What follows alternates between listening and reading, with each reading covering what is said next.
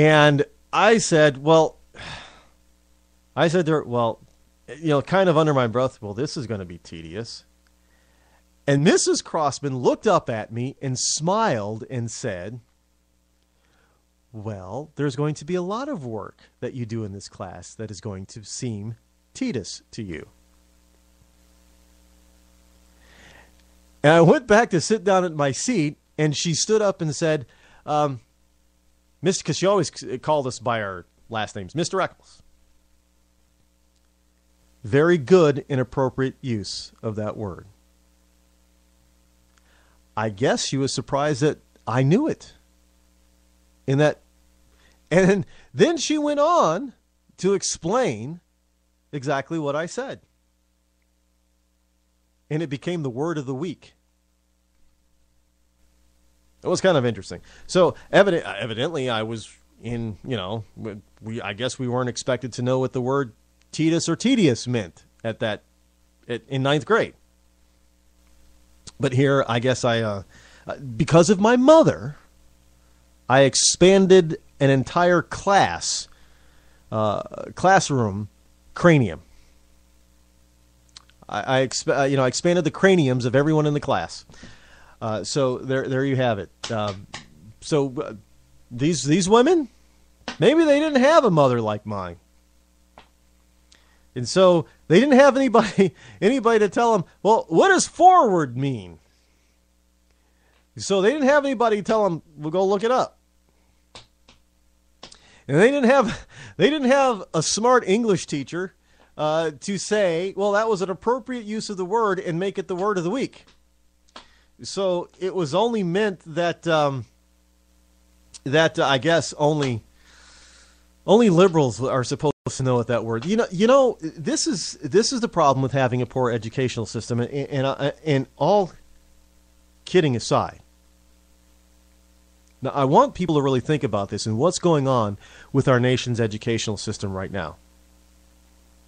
Our educational system, whether you be black, brown, yellow, purple, pink, I don't care what your skin color is, but it's really bad for blacks. Having a dumbed-down society is good for one type of person only, the ruling class. Now, I say that because now blacks out there, you African Americans ought to be paying close attention to this. Because you're living it. Many of you are living it and experiencing it firsthand. What was one thing that was illegal? One of the main things that was illegal to do for a Negro, a colored person back in the slave days. It was to educate them. That was forbidden. I mean, even a white person could be lynched and shot and hung if they taught a black person.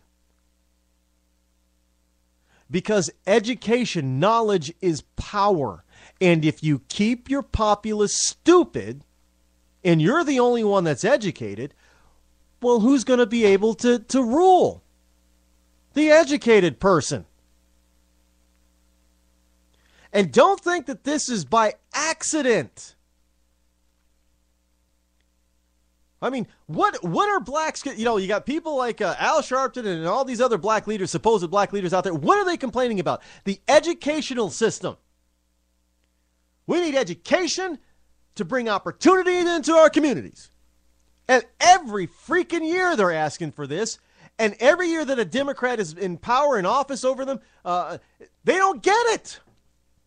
They don't get what they're asking. The schools get poorer.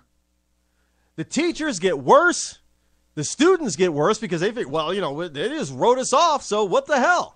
I'm going to go out there and, be a drug lord or, a gangbanger, and I'm going to shoot up my neighborhood because I don't have any education or any opportunity because nobody's allowing it to come into my neighborhood.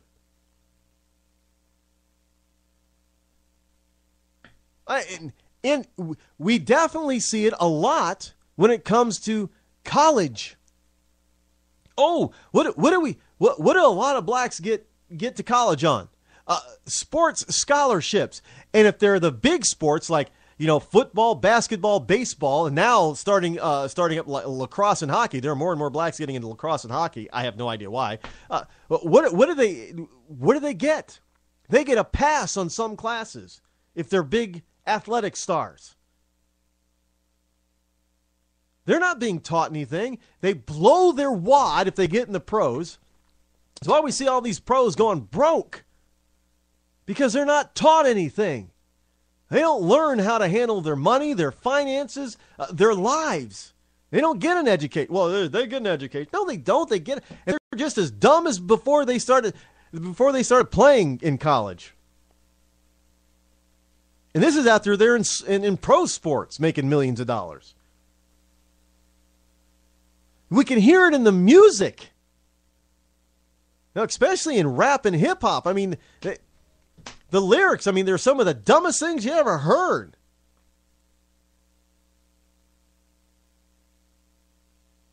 Yeah, but dumb is supposed to be cool. Until you can't make a living. And then when you can't make a living because you're too dumb, you go to the government and say, well, you got to take care of me. That's the whole point. That's what it leads to. Obama cuts a deal. The story that started it all, so they say. Obama cuts deal with Iran over nukes. Now, you're probably gonna hear something like about this in tonight's debate. But Iranian and U.S. negotiators have reached an agreement that calls for Iran to halt part of its nuclear program in exchange for the lifting of many of the U.S. sanctions against the Islamic regime, according to a highly placed source. So says, Chris Pappas of World Net Daily. Now, Iran's supreme leader, Ayatollah Ali Khamenei, expects a letter from President Obama in a few days guaranteeing the details of the agreement arrived at recently during secret negotiations in Doha, Qatar. No, it's not Qatar because there's no U in it. It's Qatar. Qatar. Well, because it's not English, so, is there an English word, a real English word that uses the letter Q as the beginning letter without a U immediately following it? Maybe there is. I don't know. I don't use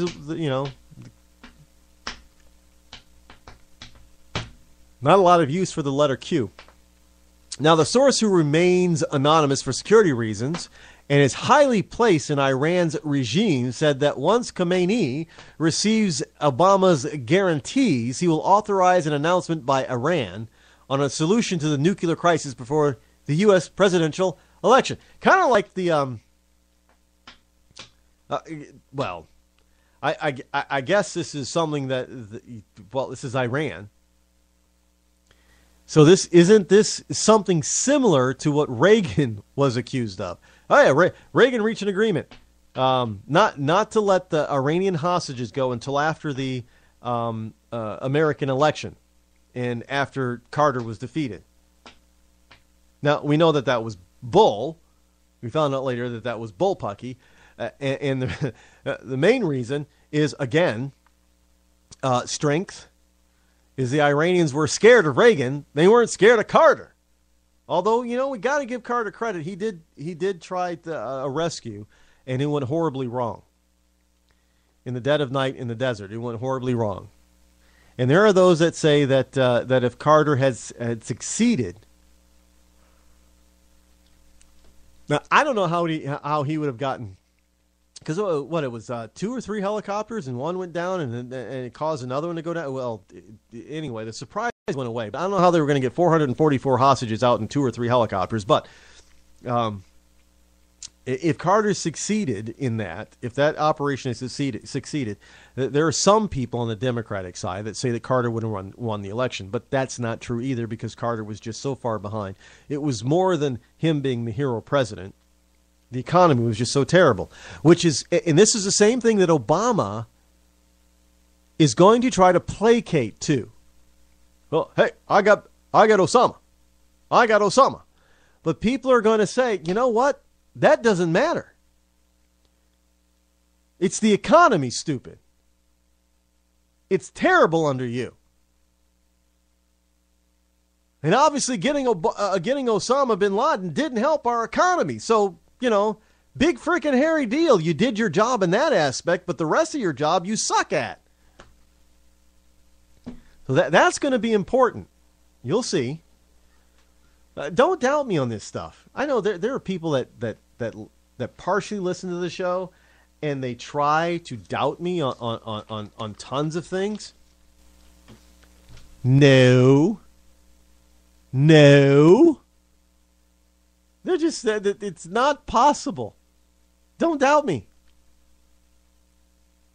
Hey, I'm not wrong. I'm almost always right. And I'm almost always right because, one, I pay attention and I use my brain and I think logically and ethically. So there you go. Now, the agreement calls for Iran to announce a temporary halt to partial uranium enrichment, after which the U.S. will remove many of its sanctions. A temporary halt. When? So that once he gets reelected, yeah, he'll have more flexibility to deal with Iran, like he will have more flexibility to deal with Putin in Russia? Well, you people are going to fall for this? And here's another story from Breitbart.com. UN, United Nations, warns Americans, do not elect Mitt Romney. United Nations Special Rapporteur on Counterterrorism and Human Rights has warned Americans not to elect Republican Mitt Romney in next month's presidential election, saying that doing so would be a Democratic mandate for torture. Let me be emphatic in saying this. I support torture. Now, I know some people are going to say, what? Are you kidding? That's barbaric. Listen, if torture, I'm not saying, pulling people's fingernails off. I'm not saying, you go through a system on the body, a diagram system on the body, going back and forth and up and down, poking them. I'm not saying you put them on the rack and stretch them. But seeing how some people consider waterboarding to be torture, I am for that. Because if torture did not work, folks, to get the proper information, it would have died out in the Middle Ages. It didn't. Why? Because as barbaric as some people may think it is, it works. And it works more often than it doesn't. And let's understand this. We're talking about war. And what happens in war? People purposefully try to kill another person. So you want to tell me that it's more humane just to kill them? That's what you're saying. But the UN's Ben Emerson was referring to Romney's refusal to rule out the use of waterboarding in interrogating terror detainees, a practice that President Barack Obama has ended. Yes, that is perfectly fine and okay with me. Because trust me, the enemy is doing a lot worse than that to our soldiers to try to get information. Don't doubt me. Look, torture has a place. If you need information that is going to save lives on your side, do whatever it is you have to do to get that information. I have no problem with it. Remember, you attacked us. You declared us your enemy. You want to kill innocent Americans, innocent men, women, and children. As far as I'm concerned, when you declare on me, all bets are off.